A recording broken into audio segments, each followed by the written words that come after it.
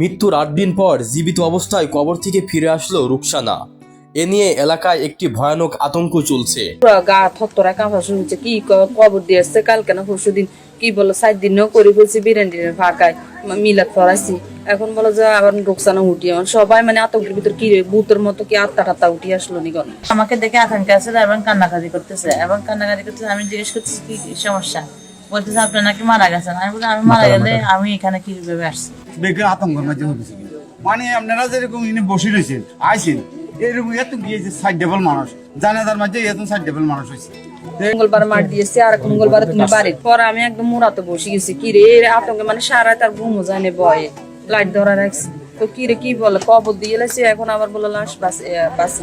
ফেনী জিয়া কলেজের সামনে একজন লাশ বডি ফেছে, ওইটা দেখতে সে ওই রুসনার মতো। যখন এরা ফেসবুকে ছবি আপলোড করছে তখন সবাই বাড়ির আত্মীয় স্বজন যারা বা পাড়াবসী যারা আছে সবাই বলে এটাই আপনার বই।